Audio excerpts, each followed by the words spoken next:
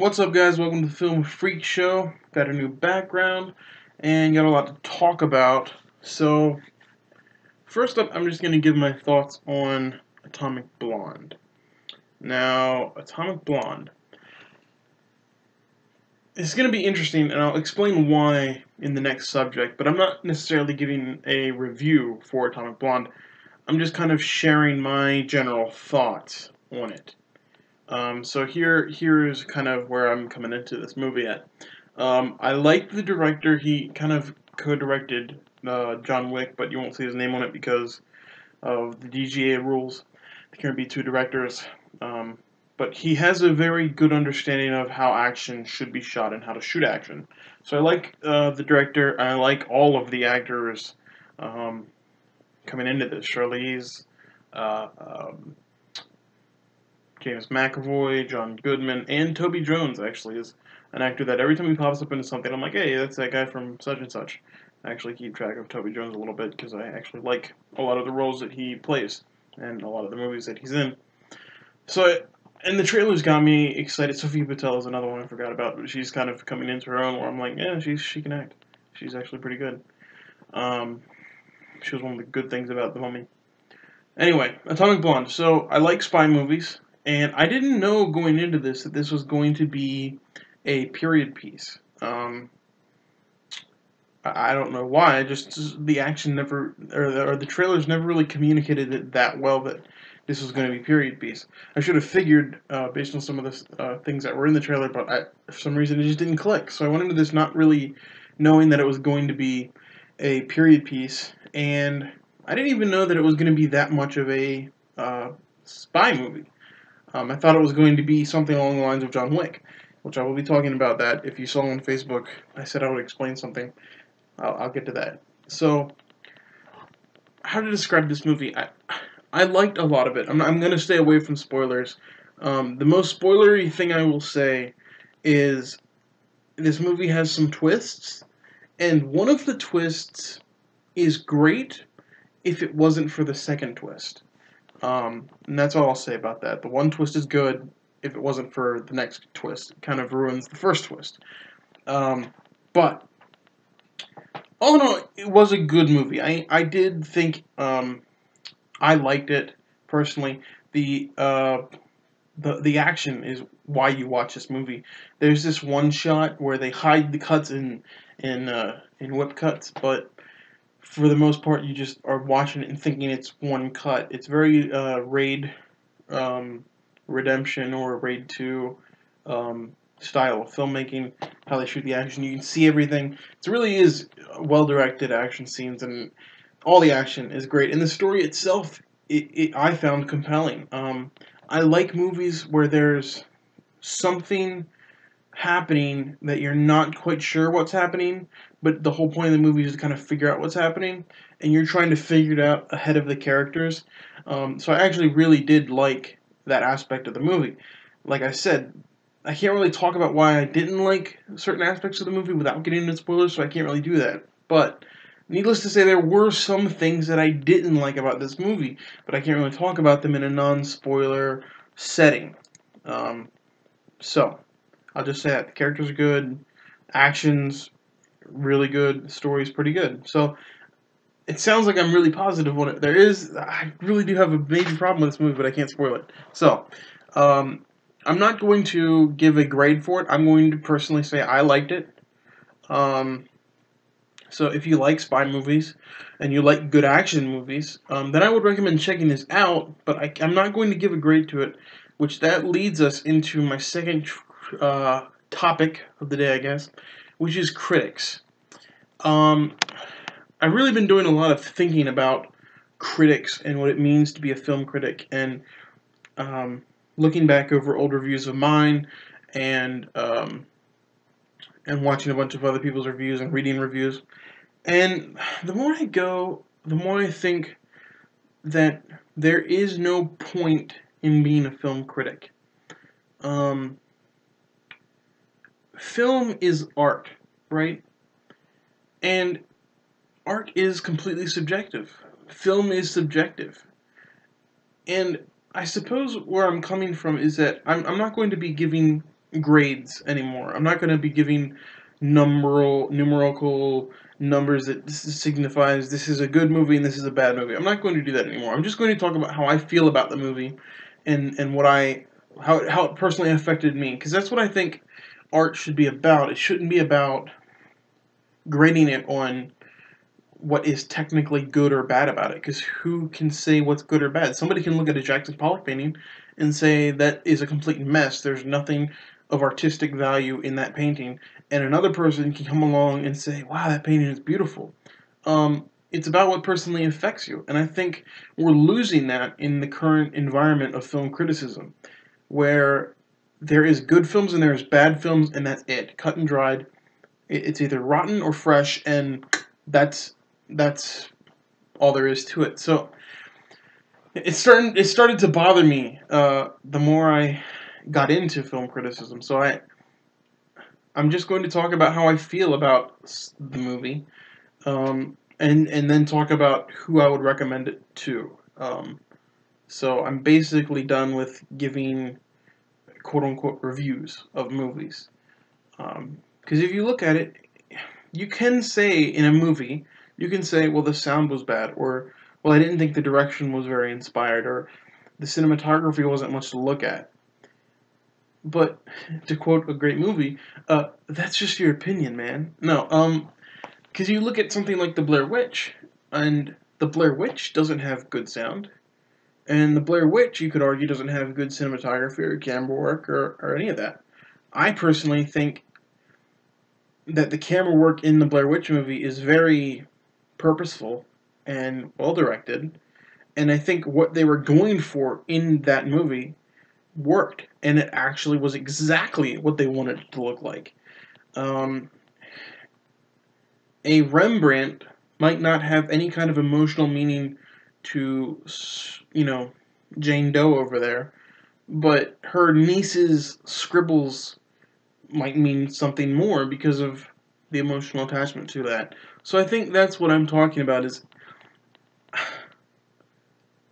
I have a hard time saying, like, the Lone Ranger is a perfect example. When I started doing the In the Defense of um, series, and found out how many people really hated the Lone Ranger, I thought,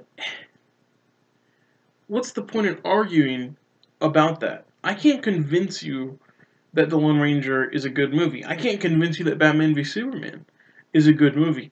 I can tell you why I like it and why I think it's a good movie.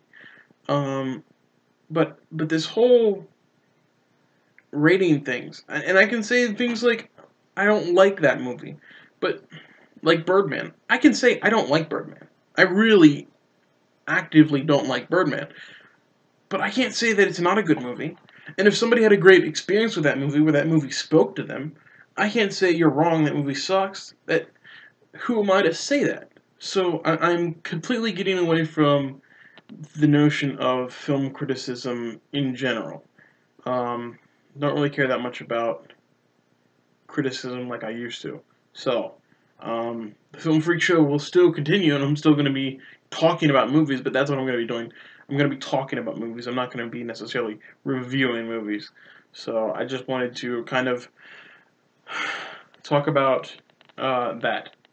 And now to jump back, I've got to actually jump back to Atomic Blonde real quickly, because I just realized that one of my friends on Facebook uh, I had commented something and they commented something back. But I had said on Facebook that I hated seeing all the John Wick comparisons to Atomic Blonde, and here's why. This is completely out of order, and I'm sorry about that. But back to Atomic Blonde, the reason I hate the John Wick comparison is because, and they talk about fighting the action scenes specifically, and I see almost zero correlation between the two. John Wick, they invented a fighting style basically for him called gun fu, where it's kung fu kind of mixed with gunplay. Hardly ever in the John Wick movies do you see him get into a fist fight with somebody. It's almost always, the only one was, I guess, the end of the first one there was a fight, but it's all gunplay. It's headshots. There's a million headshots, which is awesome. I'm not taking anything away from John Wick at all. I love those movies. Um, but his fighting style is completely different to Charlize Theron's in Atomic Blonde, and I think it just kind of overshadows the movie as a whole because John Wick is this assassin movie, and it's this movie about this hitman being drawn back into a world that he tried to leave, and that's not Atomic Blonde at all. Atomic Blonde is a straight up spy movie. It's more close. It's closer to something like James Bond than John Wick. So that comparison annoys me. It just grates me a little bit. So that was what I was talking about on Facebook, just to clear that up. So now moving on to my next topic, which is one that I'm very excited to talk about. And it's gonna make me look like a complete I don't know what, but there are rumors that a Princess Diaries 3 might be happening. Nothing confirmed, but basically what happened was earlier in the year, Julia Andrews talked about how Anne Hathaway wanted to do a third Princess Diaries as a tribute to Gary Marshall, and how she was on board for that, depending on what has happened. Well, now the author, in a recent interview, has come out and said apparently there is a script for the Princess Diaries 3 and that she's read it. And that's all there is. There's not a production company, it's not greenlit, there's nothing like that, but there is talk about doing Princess Diaries 3. Now, look at me and tell me you wouldn't expect me to be a fan of the Princess Diaries, but I am. I am unashamedly. I will say those movies. I grew up with five sisters, so I can't help but be a fan of some chick flicks, and these are the chick flicks that I kind of attach to. The first one's good, and the second one is underrated. I will just say it. The Royal Engagement. I know the title. I know this movie so bad. Oh my gosh, I must look like a complete geek. Anyway, I don't care because I like the Princess Diaries. I think they're funny. I think they're good, entertaining, fun movies. And the rumors that there's a third one on the way, and that it'll be a tribute to Gary Marshall, makes me very happy. And they really do need to do these. This makes me. There's a certain era of movies, I guess you would say, from my childhood that I wish sequels got made to. Princess Diaries being one. I need a third Princess Diaries in my life. I also need a third National Treasure, but who knows what's going on with that. Um, so, though that's, I do hope they get another Princess Diaries, especially if everybody's on board for it. If Anne Hathaway and Julie Andrews are both coming back, absolutely. Call up Lily, the friend, I forget who plays her, and let's put a bow on this trilogy. Call Chris Pine. I know he's a lot more famous now, but I mean that would be great. Get him back in there. This makes me happier than it should, and I recognize that. I understand that, but I don't care. It does make me happier than it should. It does make me happy that there's a rumor that Princess Diaries 3 is coming. So, I know it's kind of a short show today, but this is kind of what I had prepared and was kind of off the cuff. Like I said, got a new background. Now I'm going to be prepared to be doing this more often. I'm actually prepared to be doing maybe a couple shows a week, but they'll be shorter, not 30-minute shows and what have you. I know this has only been, 15 minutes or so. So, yeah, this is kind of the new format. Like I said, no more A, B, C, D, E, F, whatever. I'm still going to be doing my lists at the end of the year because I do like listing things, and that, once again, will be completely subjective to what I like. But like I said, I won't be grading movies, so to speak, anymore. I'll just be talking about how much I liked them or how much I didn't like them and why, and that's it. Yeah, kind of developing a lot of thoughts when it comes to criticism and film and all of that. So, yeah, like the dude says, man, it's just like your opinion, man. So, that's the show tonight. If you have something to say in the live chat, go ahead and hit me up there because I am watching it. I've been watching it this whole time. But if there's nothing else, which it doesn't look like there is, I'll give you a couple seconds to tap something out. If there's nothing else, okay, we'll quick. I will say this about the DCEU. I'm sick of the rumors. I'm sick of the negative press, and apparently some other people are too.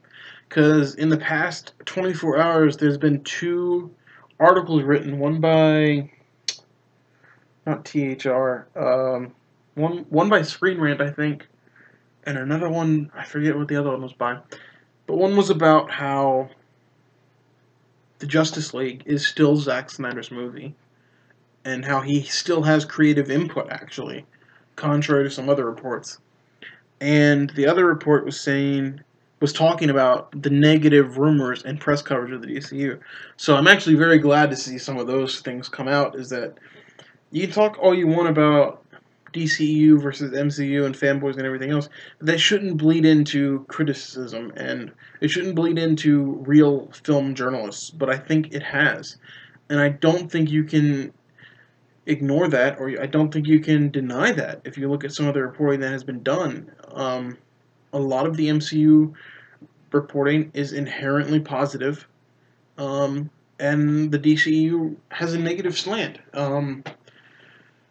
That's just how it is. And to ignore that would be disservice, but you have to say that that is a problem. It is a problem. Every article that I read about the DCU from a lot of these mainstream sources has a negative tone to it.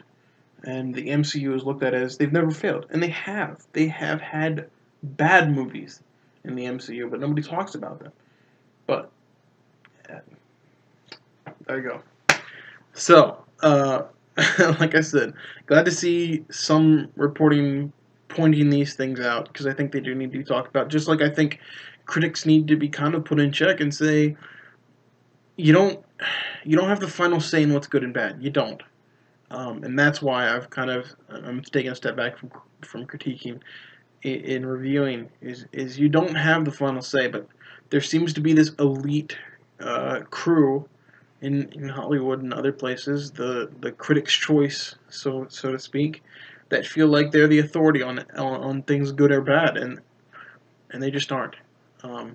So I want to contribute to more of fan opinion and just my personal experience with films instead of judging things very robotically and just talking about what the mechanics of the movie instead of just the overall how it made me feel, etc.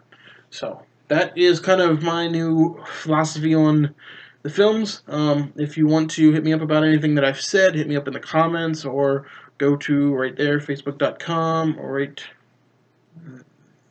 there, facebook.com/The Film Freak Show. Hit me up on Twitter, which right there at Filmer2013. So, till then, I am the Film Freak Isaac Horvat. Till next time, peace.